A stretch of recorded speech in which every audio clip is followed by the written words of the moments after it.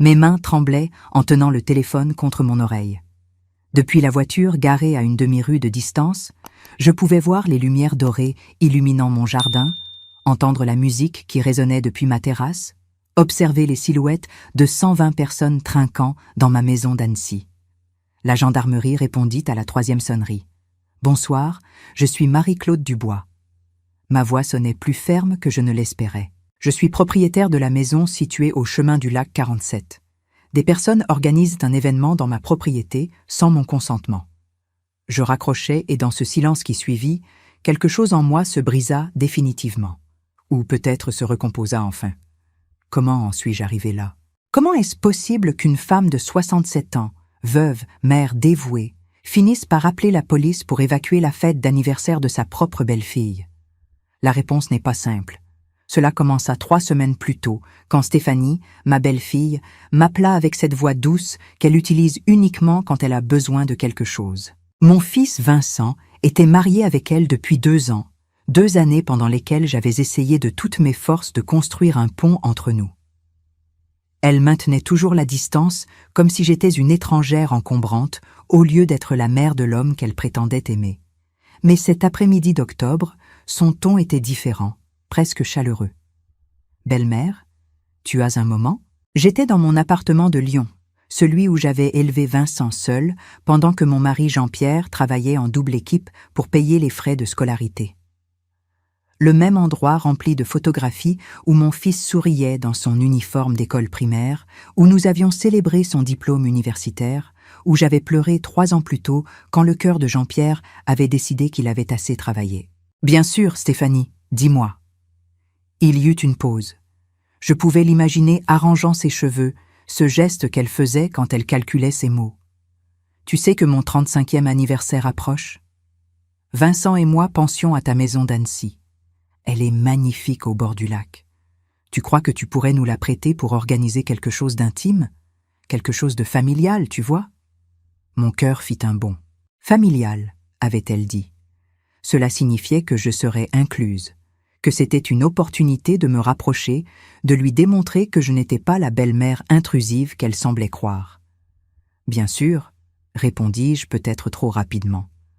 La maison est pour la famille. » Je ne savais pas que ce mot « famille » signifiait quelque chose de très différent pour elle.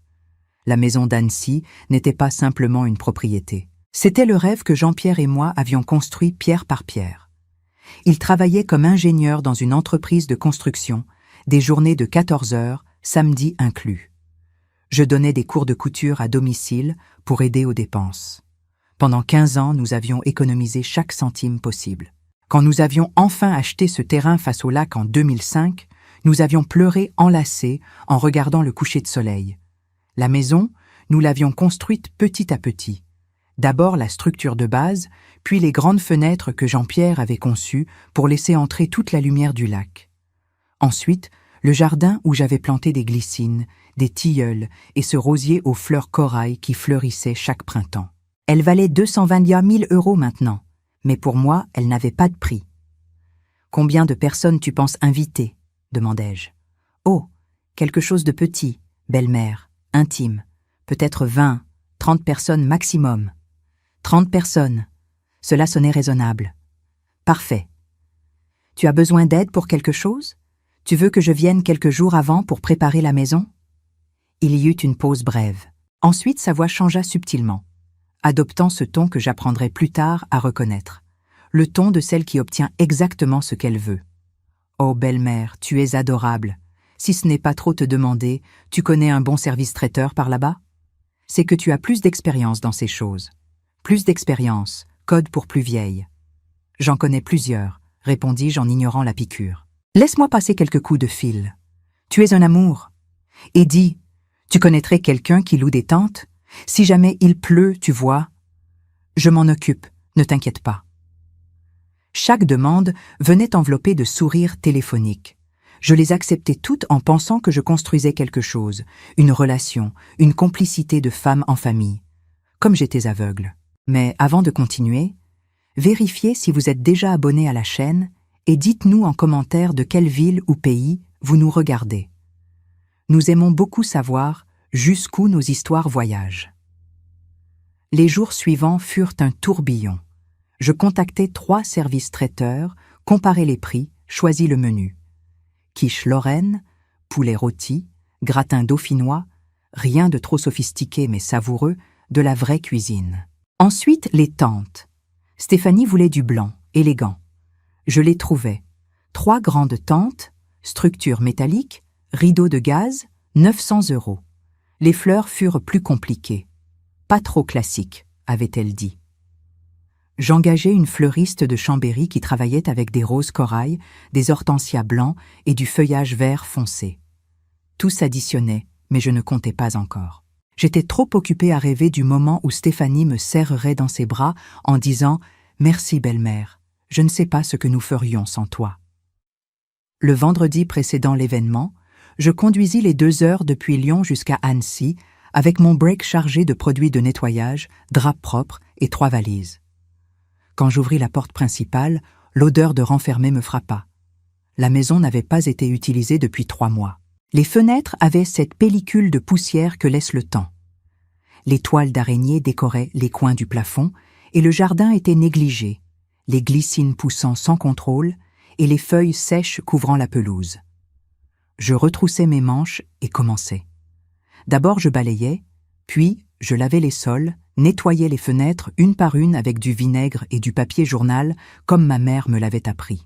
Je secouais les rideaux, aérais les pièces, changeais les draps des 4 chambres. Mes genoux protestaient chaque fois que je me baissais, mais je continuais. Le jardin fut le plus dur. Je taillais les glycines, ratissais les feuilles, coupais l'herbe avec la vieille tondeuse qui grinçait à chaque tour. Quand je terminais, j'avais les mains pleines d'ampoules et le dos me brûlait. Mais c'était magnifique. Stéphanie arriva le samedi matin dans sa BMW blanche. Elle portait d'énormes lunettes de soleil, un chemisier en soie couleur ivoire et ses jeans qui coûtent plus que mon salaire complet. Vincent conduisait avec ce visage fatigué qui était devenu permanent chez lui. « Belle-mère », dit Stéphanie en entrant sans vraiment saluer. « Laisse-moi voir comment tout se passe. » Elle parcourut la maison d'un regard critique. Elle passa le doigt sur le rebord du salon, vérifia les salles de bain, sortit au jardin. Je la suivais comme un petit chien, attendant un mot d'approbation. « Les glycines ont beaucoup poussé », commenta-t-elle en fronçant les sourcils. « Ça donne un air rustique, mais bon, il n'y a plus le temps de changer ça. » Rustique. Les glycines que j'avais plantées de mes mains il y a 15 ans étaient rustiques. Et la maison sent un peu le vieux, non ? Ajouta-t-elle en plissant le nez. Tu as des parfums d'ambiance ? Vincent ne me regarda même pas. Il était collé à son téléphone en train d'écrire des messages. Je vais acheter des bougies parfumées au village, répondis-je en avalant l'humiliation. Parfait, à la lavande ou vanille. Rien de trop fort. Pendant les 3 jours suivants, Stéphanie me transforma en son assistante personnelle. Chaque matin, elle arrivait avec de nouvelles exigences. « Belle-mère, tu peux contacter quelqu'un qui installe des guirlandes lumineuses dans les arbres ? J'ai besoin que le jardin soit magique la nuit. » Je contactai un électricien. Il installa des centaines de petites lumières blanches dans les tilleuls et les saules pleureurs. 600 €. Et le système son ? Nous avons besoin de quelque chose de professionnel, pas n'importe quelle enceinte. Je louai un équipement complet. Console, enceinte, micro sans fil. 400 €. Les tables. Oh, belle-mère, tu crois qu'on pourrait avoir des nappes en lin ? Celles en plastique font tellement commun. J'achetai 15 nappes blanches en lin dans un magasin du centre d'Annecy. 300 €. Chaque dépense, je la payais. Stéphanie n'offrit jamais un centime. Elle supposait que je le faisais avec plaisir, que c'était ma contribution au bonheur de mon fils. Et peut-être l'était-ce, ou peut-être étais-je une idiote essayant d'acheter de l'affection. Le mardi arrivèrent les tentes. 3 structures blanches élégantes se dressèrent dans mon jardin avec des rideaux de gaz qui ondulaient avec la brise du lac. On aurait dit un décor de mariage de magazine. Stéphanie supervisa chaque détail avec son téléphone en l'air, prenant des photos pour Instagram. Je la vis publier une histoire, en train de préparer quelque chose de magique. Aucune mention que c'était ma maison. Aucun remerciement. Le mercredi arrivèrent les fleurs. Rose corail, hortensia blanc, eucalyptus. La fleuriste était une artiste. Elle créa des arrangements qui ressemblaient à des nuages roses flottant sur les tables. Stéphanie les inspecta d'un œil critique. « Elles sont jolies, dit-elle finalement, même si un peu classiques, mais bon, elles sont déjà là. Classiques. Encore ce mot. Je suis contente qu'elles te plaisent, mentis-je en souriant. Ce soir-là, pendant que je préparais le dîner dans la cuisine, j'entendis Stéphanie parler au téléphone sur la terrasse. Sa voix traversait la fenêtre ouverte. « Non, tout est réglé. Oui, la maison est divine. Bon, elle est un peu rustique, mais avec la décoration, ça camoufle. La vieille dame s'est mise au travail en vérité, la vieille dame. C'est ainsi qu'elle m'appelait quand je n'étais pas présente. Évidemment, ça ne m'a rien coûté, continua-t-elle en riant. C'est la maison de ma belle-mère. Elle s'est occupée de tout. J'ai juste supervisé. Je sais. Mais bon, c'est comme ça, les dames âgées. Elles aiment se sentir utiles, non? Utiles comme un outil, comme un objet. J'avalai le nœud dans ma gorge et continuai à couper les oignons, bien que les larmes qui coulèrent sur mes joues n'étaient pas seulement à cause du piquant. 4 000 € dépensés jusqu'à présent entre les tentes, les fleurs, le système son, l'électricien, les nappes, les bougies et tous les produits de nettoyage. Et je n'étais qu'une vieille dame qui aimait se sentir utile. Le jeudi soir, 2 jours avant l'événement, Stéphanie réunit tout le monde dans le salon. Vincent, moi et le responsable du service traiteur. Elle étendit une liste imprimée sur la table basse. « Bien, révisons les derniers détails, » dit-elle d'un ton exécutif. « Samedi, les invités arrivent à 18 h. Le buffet ouvre à 19 h. Toast à 20 h. Le DJ commence à 21 h. » J'acquiesçais en mémorisant chaque détail de ma propre maison. « Combien de confirmations au final ?» demanda le responsable. « 120 personnes. » Je restai figée. « 120 ?» répétai-je. « Je pensais que tu avais dit 30. » Stéphanie me regarda comme si j'étais idiote. « Oh, belle-mère, c'était l'estimation initiale. Mais tu sais comment sont ces choses. Le bouche à oreille fonctionne. 120 personnes dans ma maison que j'avais nettoyée, décorée, préparée. »« Et l'espace suffit ?» demandai-je faiblement. « Avec les tentes, oui, ne t'inquiète pas. Ne t'inquiète pas, comme si j'étais l'invitée et non la propriétaire. » Le vendredi, Stéphanie me dit qu'une coordinatrice d'événements viendrait pour la révision finale. Elle s'appelle Céline, elle est excellente. Elle gère des événements de 500 personnes. Céline arriva ponctuelle à midi. Elle avait une tablette, un dossier avec des documents et ce sourire efficace de celle qui facture à l'heure. Elle était jeune, peut-être 30 ans, avec des talons qui s'enfonçaient dans ma pelouse. « Ravie de vous rencontrer, madame », me salua-t-elle brièvement, avant de se tourner complètement vers Stéphanie. « Bon, Steph, vérifions tout. » Je l'ai suivie pendant qu'elle parcourait le jardin. Céline prenait des notes sur sa tablette, acquiesçait, faisait des suggestions sur le flux des invités, l'emplacement du DJ, les horaires du buffet. « Parfait, » dit-elle finalement. « Maintenant, confirmons la liste finale des invités. Tu as apporté l'Excel actualisé ? Le voici. » Stéphanie lui passa son téléphone. Céline commença à lire des noms à haute voix pendant que Stéphanie confirmait.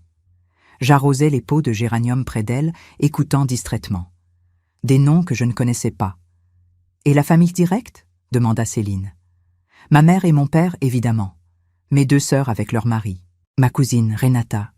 Du côté de Vincent, eh bien lui et c'est tout. » Mes mains s'arrêtèrent sur l'arrosoir.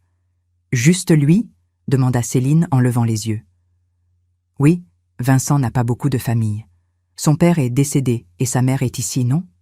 interrompit Céline en me désignant de la tête. Le silence qui suivit dura à peine 3 secondes, mais sembla éternel. « Ah non !» dit Stéphanie avec un rire léger, comme celle qui corrige une erreur sans importance. Elle ne fait pas partie de la liste des invités. L'arrosoir glissa de mes mains. Il tomba sur l'herbe avec un bruit sourd. Pardon, Céline semblait vraiment confuse. C'est que c'est un événement de standing, tu comprends?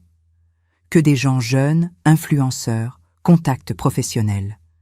Madame a déjà rempli sa fonction en m'aidant avec la coordination.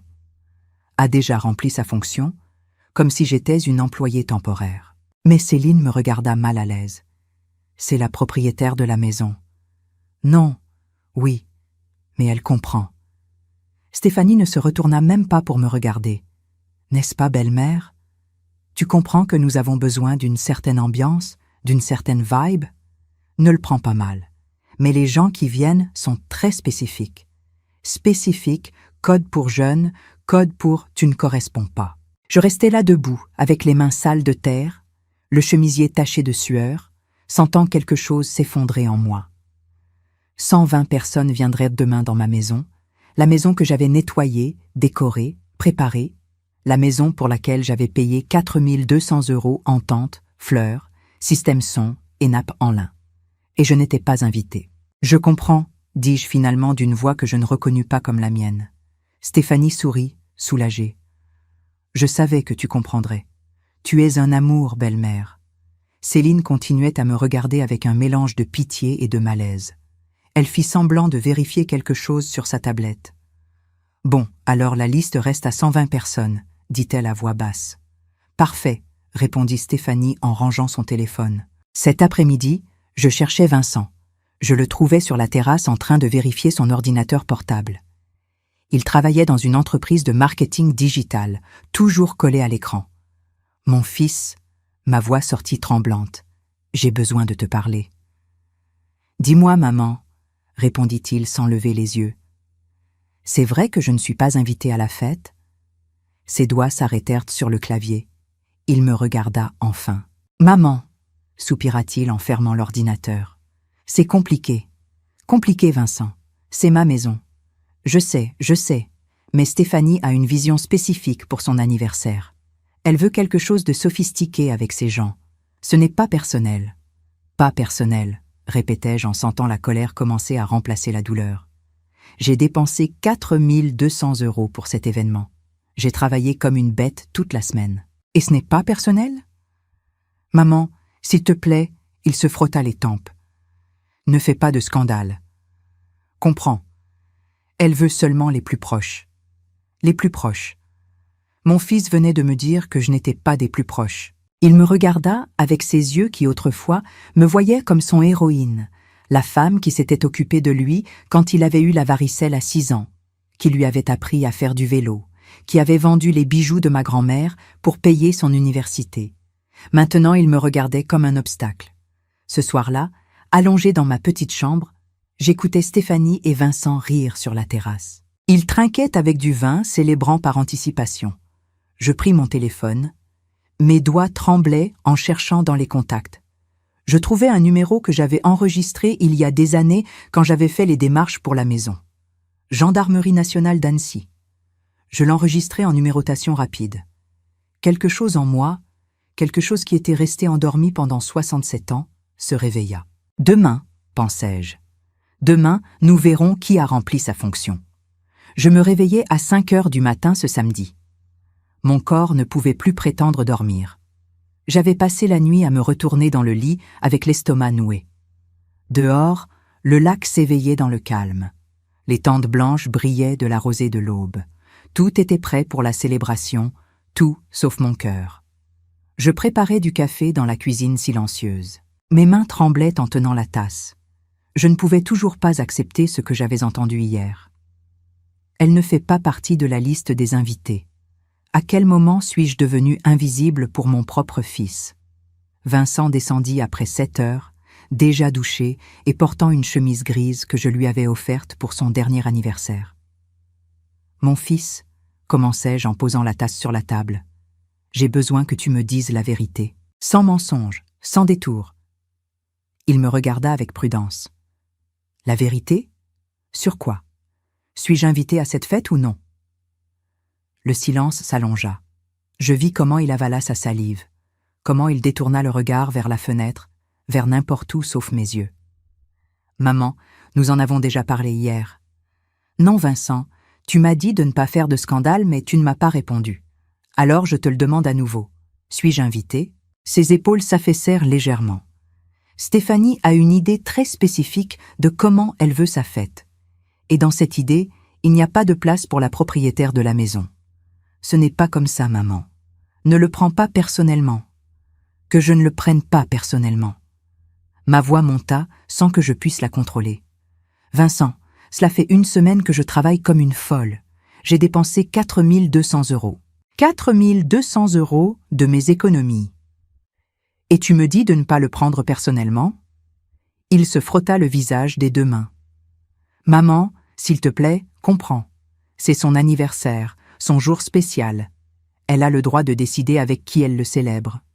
Dans ma maison, répétai-je, en sentant chaque mot sortir comme une pierre. Ou as-tu déjà oublié à qui appartient cette propriété? Bien sûr que non. C'est pour ça que nous te remercions. Remercier en m'excluant. Stéphanie veut quelque chose d'exclusif, maman, sophistiqué. Seulement des gens de son cercle, des contacts importants, des influenceurs. Et je ne corresponds pas au profil. Je n'ai pas dit ça. Tu n'as pas eu à le dire. Plus tard, en fouillant dans le salon, je trouvai un dossier avec des documents. À l'intérieur, il y avait une demande d'autorisation pour événement dans une maison particulière que Stéphanie avait remplie pour la mairie. Dans l'espace du domicile du bien immobilier figurait l'adresse correcte, chemin du lac 47. Mais dans l'espace du propriétaire responsable de l'événement, ce n'était pas mon nom. C'était écrit Stéphanie Dubois. Résidence personnelle. Ma maison était sa résidence personnelle. Je sortis mon téléphone et envoyai un message à Maître Lefebvre, mon avocat. « Maître, j'ai besoin de vous consulter sur quelque chose d'urgent. » Il répondit en 2 minutes. « Bien sûr, Madame Dubois, de quoi avez-vous besoin ?» Je lui expliquai tout. La fête, l'exclusion, le document falsifié où Stéphanie se présentait comme propriétaire. Sa réponse fut immédiate. « C'est frauduleux. Et si elle utilise votre propriété pour un événement sans votre consentement explicite par écrit, techniquement, ils sont en situation de violation de domicile. Vous avez signé quelque chose autorisant cet événement? Non, écrivis-je. Rien par écrit. Alors vous avez tout à fait le droit de retirer l'autorisation verbale à n'importe quel moment, même pendant l'événement. Avez-vous besoin que je rédige quelque chose? Je restais à regarder cette question. J'ouvris Instagram et cherchai le profil de Stéphanie. Ce que je vis me coupa le souffle. Sa dernière publication d'il y a 2 heures était une photo des tentes montées dans le jardin. La légende disait en train de préparer ma maison de rêve pour célébrer la vie. Ma maison. Les commentaires étaient des centaines. Quelle belle maison tu as. Vivre face au lac est le rêve. Et Stéphanie répondait à chacun comme si c'était vrai. Je vérifiais ses publications précédentes. Je trouvais plus de photos d'Annecy prises les week-ends où Vincent et elle venaient. Une depuis la terrasse avec le lac en arrière-plan. Mon lieu de bonheur. Une autre dans le jardin, chez moi. Pour ses 32 000 abonnés, cette propriété était la sienne. À 18h10, les premières voitures commencèrent à arriver. Une BMW grise, une Audi noire, une Mercedes blanche. Les gens descendirent de leur voiture avec des robes élégantes, des talons qui s'enfonçaient dans mon gravier. Stéphanie les recevait à la porte avec un sourire radieux. Je sortis mon téléphone et ouvris l'application Notes. J'écrivis tout ce que j'avais dépensé. Tente 900 €, fleurs 1150 €, système sont 400 €, électricien pour lumière 600 €, nappe en lin 300 €, bougies parfumées et décoration 200 €, produits de nettoyage 150 €, service de jardinage supplémentaire 250 €, essence et péage 150 €. Total 4 200 €. 4 200 € sortis de mon compte épargne, le compte où je gardais le peu que je gagnais en donnant des cours de broderie. J'ouvris les contacts et cherchai le numéro que j'avais enregistré hier. Gendarmerie nationale d'Annecy. Mon doigt resta suspendu au-dessus du bouton d'appel. Allais-je vraiment faire cela? Je fermai les yeux et vis le visage de Jean-Pierre. Je le vis sourire le jour où nous avions signé l'acte de propriété de cette maison. Je le vis peindre les murs avec une salopette tachée. Je le vis planter le premier rosier dans le jardin. C'est notre maison, Marie-Claude. Sa voix résonna claire dans ma mémoire. Personne ne va nous l'enlever. J'ouvris les yeux. Personne ne va nous l'enlever, répétai-je à voix haute. Je démarrai la voiture et la conduisis lentement vers ma maison. Je la garai à l'entrée. Que voine que la propriétaire était revenue. À 19h, ma maison était une carte postale de magazine. Depuis ma voiture, je pouvais tout voir avec une clarté douloureuse. Les tentes brillant comme des phares dans l'obscurité, les silhouettes des gens se mouvant entre les tables, le reflet des lumières dansant sur l'eau du lac. 120 personnes. Peut-être plus. Elles continuaient d'arriver. La musique monta de volume. J'entendais des fragments de conversation. Incroyable cette maison. Tu as vu le lac? Stéphanie a un goût exquis. Personne ne mentionnait que la propriétaire de cette incroyable maison était assise dans sa voiture à une demi-rue, observant comme une intruse dans sa propre propriété. À 20h15, je vis Vincent sortir sur la terrasse avec un microphone sans fil. La musique baissa. Les gens commencèrent à former un demi-cercle. Je montai un peu le volume du téléphone et ouvris la caméra pour enregistrer. Bonsoir à tous. La voix de mon fils sonnait joyeuse, détendue. Merci d'être venu célébrer la femme la plus importante de ma vie.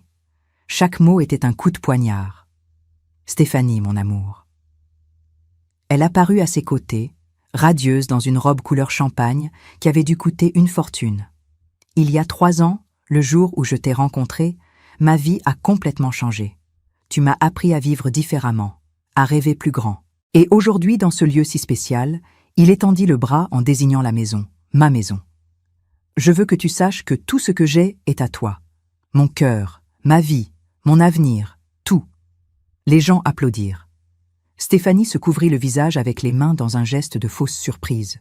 Ils s'embrassèrent sous les projecteurs pendant que les invités sortaient leur portable pour photographier le moment. Le toast continua. Plus de belles paroles, plus de promesses. Personne ne mentionna qui avait payé les tentes sous lesquelles ils se trouvaient. Personne ne remercia l'effort de la femme qui avait laissé ses mains détruites en nettoyant pour qu'ils puissent célébrer. À 20h30, le DJ mit une musique plus forte. Les gens commencèrent à danser. Je vis Stéphanie au centre, entourée d'amis qui dansaient et criaient. Vincent dansait à ses côtés avec ce sourire que je ne lui avais pas vu depuis des années. Mon fils était heureux sans moi. Ce fut ce qui fit le plus mal. Pas la trahison de Stéphanie, celle-là était prévisible, mais découvrir que Vincent pouvait être complètement heureux avec mon absence. Je regardais l'heure. 21h45. Je sortis le téléphone et ouvris mes contacts. Je cherchais un autre numéro, celui que j'avais aussi enregistré il y a quelques jours. Protection civile d'Annecy. Je composais. Une voix masculine répondit « Professionnel. Protection civile. » Bonsoir. Ma voix sonna étonnamment ferme. Je veux signaler un événement massif sans les autorisations correspondantes. Vous pouvez me donner l'adresse? Chemin du lac 47. Il y a plus de 100 personnes. Des tentes installées avec des connexions électriques improvisées. Ils n'ont pas d'extincteur visible ni de signalisation d'urgence. Vous êtes la propriétaire du bien immobilier? Oui. Et vous n'avez pas autorisé l'événement? Pause. C'était le moment décisif. Pas par écrit et je veux révoquer toute autorisation verbale que j'ai pu donner. Compris. Nous envoyons une unité pour vérifier. Pouvez-vous être présente pour vous identifier comme propriétaire? Je serai là dans 10 minutes. Je raccrochais. Ensuite, je composais le commissariat de police. Police nationale, à vos ordres. Bonsoir. Je suis Marie-Claude Dubois. Je respirais profondément. Je suis propriétaire de la maison située au chemin du lac 47. Des personnes organisent un événement dans ma propriété sans mon consentement. J'ai besoin que vous envoyiez une patrouille. Les personnes sont en ce moment sur place? Oui, environ 120. Et vous êtes la propriétaire légale? J'ai l'acte de propriété avec moi. Parfait. Nous envoyons une unité. Soyez là dans 15 minutes pour vous identifier. J'y serai. Je raccrochais pour la 2e fois. Mes mains ne tremblaient pas. Mon cœur battait fort, mais avec un rythme constant. Je ne sentais pas de doute, je ne sentais pas de peur. Je sentais quelque chose que je n'avais pas senti depuis des semaines. Du pouvoir. Je démarrai la voiture et la conduisis lentement vers ma maison. Je la garai à l'entrée, bloquant partiellement l'accès. Je descendis de la voiture avec mon sac en bandoulière. À l'intérieur, je portais l'acte de propriété de la maison, ma carte d'identité nationale, les reçus de tous les paiements que j'avais faits cette semaine. Les preuves. Je marchais vers l'entrée. La musique résonnait, les rires remplissaient chaque coin. Personne ne me vit entrer. Tous étaient trop occupés à célébrer. Je restais là debout dans l'embrasure de ma propre maison, observant 120 étrangers profiter de ce que Jean-Pierre et moi avions construit avec sang, sueur et larmes. Et alors j'entendis les sirènes, d'abord lointaines, puis plus proches. La musique était si forte que presque personne ne les remarqua au début, mais moi si. Je souris pour la première fois depuis des jours, parce que les sirènes ne venaient pas interrompre une fête. Elles venaient me rendre ce qui était mien. Les lumières bleues et rouges apparurent en premier. Elles traversèrent la nuit comme des éclairs de néon, se reflétant dans les fenêtres de ma maison, dans l'eau sombre du lac. La musique continuait. Personne n'avait encore rien remarqué. 2 patrouilles arrivèrent en premier, puis le fourgon blanc de la protection civile. Là, oui, les gens commencèrent à se retourner. Les conversations s'arrêtèrent à mi-phrase. Quelqu'un baissa le volume de la musique. Je vis Stéphanie se retourner brusquement vers l'entrée, son visage se transformant de joie en confusion en quelques secondes. Vincent était à côté d'elle, verre en main, avec cette expression de « qu'est-ce qui se passe » qu'il prenait quand quelque chose échappait à son contrôle. 4 policiers descendirent des patrouilles. 2 hommes de la protection civile sortirent du fourgon avec des porte-documents et des lampes torches. Le commandant, un homme d'environ 50 ans, uniforme impeccable, expression sérieuse, s'approcha directement vers moi. « Bonsoir. Êtes-vous Madame Marie-Claude Dubois ?»« Oui, monsieur, » répondis-je d'une voix ferme. « C'est moi qui ai fait le signalement. » Stéphanie arriva en courant depuis le jardin, talons claquant contre le sol de pierre. Elle avait le visage défait. « Qu'est-ce qui se passe? Pourquoi la police est ici ?» demanda-t-elle d'une voix aiguë. Le commandant la regarda brièvement avant de se retourner vers moi. « Madame Dubois, pouvez-vous me montrer une pièce d'identité et les documents qui attestent que vous êtes propriétaire de ce bien immobilier ?» J'ouvris mon sac avec un calme délibéré. Je sortis ma carte d'identité nationale, puis le dossier avec l'acte de propriété de la maison. Le commandant les vérifia avec attention. Il compara mon nom sur la carte avec le nom sur l'acte. Il acquiesça. « Tout est en ordre. Vous êtes la propriétaire légale. » Il regarda vers le jardin plein de monde. « Et ces personnes sont ici avec votre consentement ?»« Non, dis-je. » Et le mot sortit comme un coup de feu. Le silence qui suivit fut absolu. « C'est un mensonge !» cria Stéphanie. « Elle nous a prêté la maison, elle nous a aidés avec tout. Dis-lui Vincent. » Mon fils apparut derrière elle, le visage pâle comme du papier. Il me regarda avec des yeux suppliants. « Maman, qu'est-ce que tu fais ?»« Je récupère ce qui est à moi, » répondis-je sans m'altérer. « Madame, » le commandant maintint le ton professionnel. « Vous avez donné une autorisation verbale pour cet événement ?»« Je l'ai retirée, » déclarai-je. « Il y a 1 heure, j'ai appelé pour informer que je révoquais toute autorisation verbale. Et jamais, à aucun moment, je n'ai donné d'autorisation par écrit pour qu'ils organisent un événement de cette ampleur dans ma propriété. »« Mais si tu as tout payé, » hurla Stéphanie. « Les tentes, les fleurs, tout. »« Exactement, » dis-je avec un calme mortel. « J'ai payé, j'ai travaillé, j'ai préparé ma maison. Et vous m'avez exclu de la célébration. Vous m'avez dit que je ne correspondais pas au profil de l'événement. » Les murmures commencèrent parmi les invités. Des portables sortirent de sacs et de poches. Les gens commençaient à filmer. Vincent fit un pas vers moi avec les mains tendues. « Maman, s'il te plaît, ne fais pas ça. Parlons, mais pas ici. Pas comme ça. »« Non, comme ça ?» répétai-je. « Comment voulais-tu que je le fasse, Vincent? En attendant que vous décidiez de m'inclure dans ma propre maison ? Ce n'est pas juste. » Stéphanie s'approcha avec les poings serrés. « J'ai travaillé des mois à organiser ça. C'est mon anniversaire. »« Dans ma maison, » l'interrompis-je. Je sortis un autre papier de mon sac, que tu as d'ailleurs présenté à la mairie comme ta résidence personnelle. Je montrai le document que j'avais trouvé, celui qui avait son nom comme propriétaire responsable. Le commandant le prit et le lut avec une expression de plus en plus sérieuse.